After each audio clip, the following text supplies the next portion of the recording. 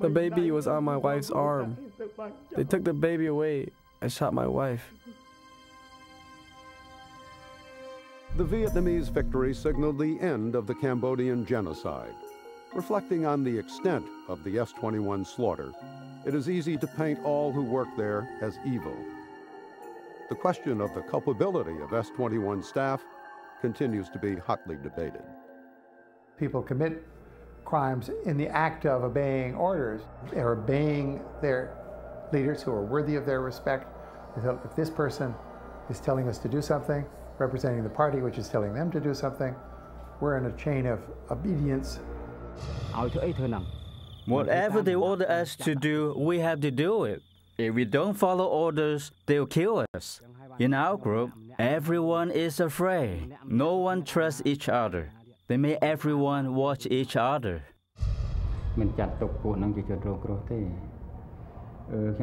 I don't consider them to be victims. I consider them to be instruments, active instruments.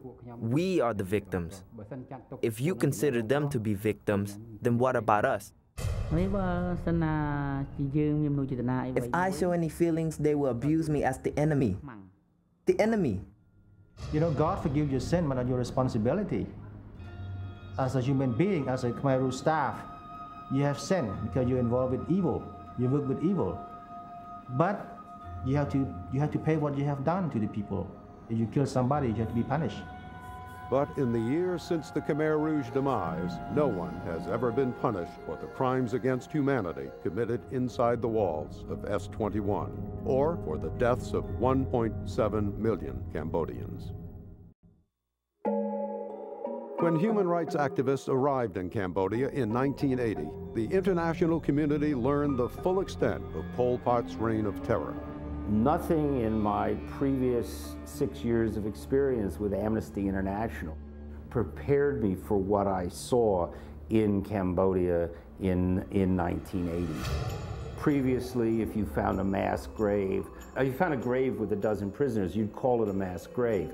Here was a mass grave with thousands of remains. The conquering Vietnamese remained in Cambodia for 9 years.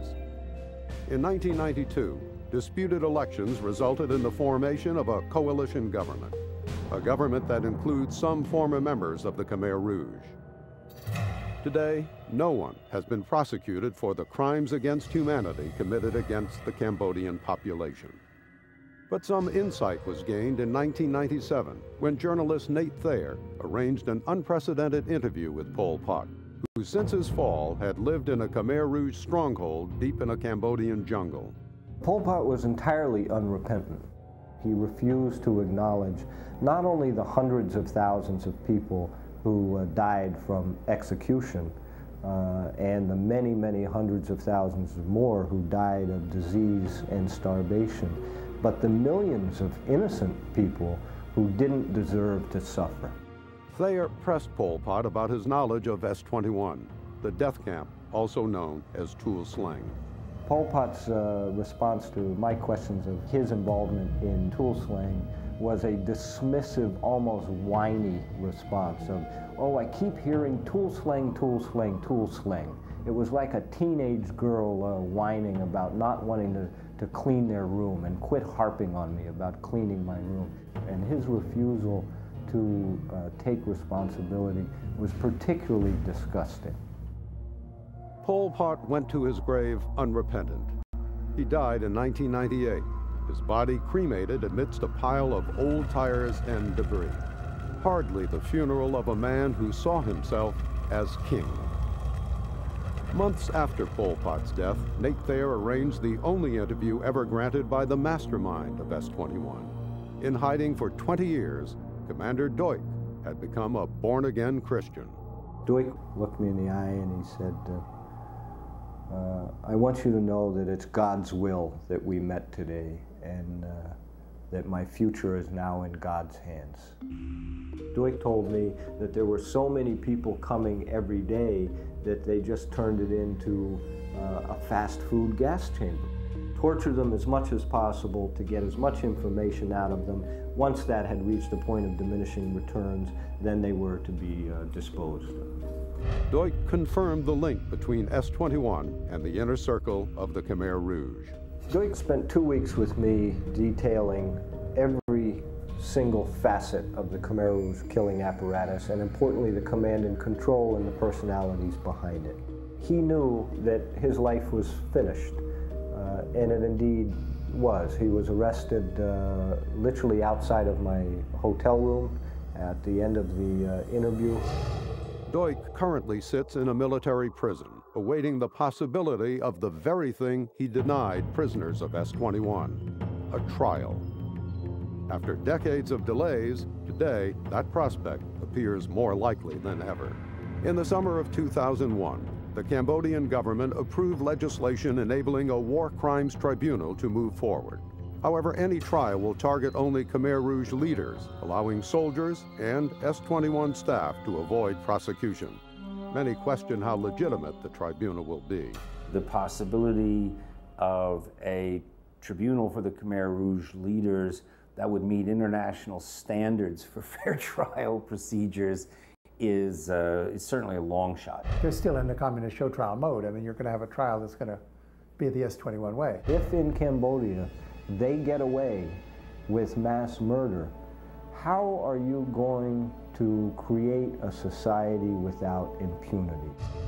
If a trial does happen, the evidence to be presented is cataloged behind the locked doors of the Documentation Center of Cambodia.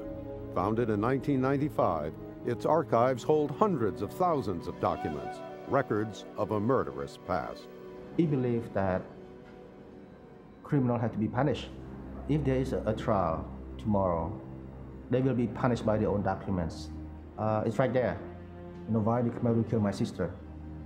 Why the Khmer Rouge killed my aunt, my uncle? Why the Khmer Rouge killed more than 1.7 million? People need the answer. For the sister and aunt of Chan Nuong, the search for answers has brought them to S-21 for the very first time. I miss him every moment, every day and night. I keep it within myself. If my younger brother is dead or alive, I want to know the truth so I can put my feelings to rest. The verification that their loved one was one of over 14,000 killed at S-21 possibly exists on an audio tape of an interrogation session. The recording is dated November 11th, 1977.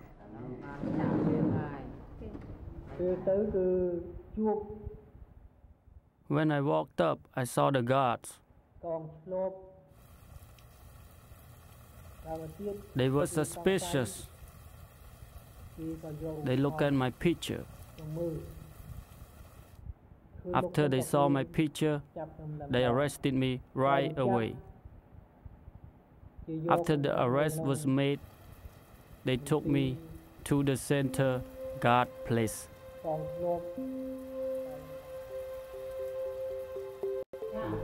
Yes, it is my brother's voice.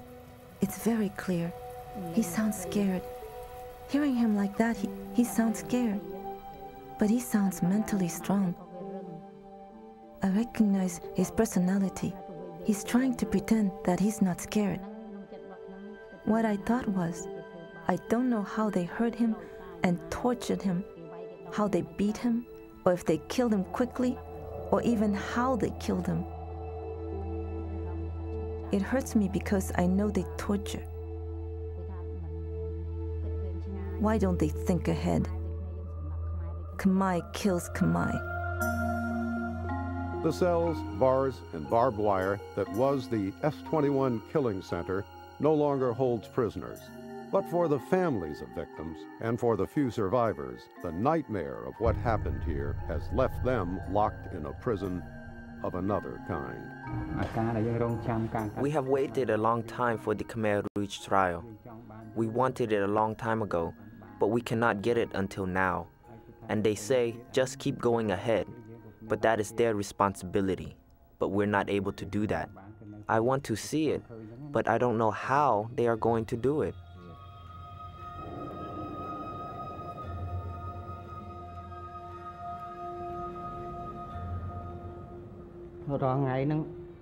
Every day, I'm in pain. I'm really in pain. I wish the trial was soon. When I was in here, I prayed, who will find justice for me? I pray.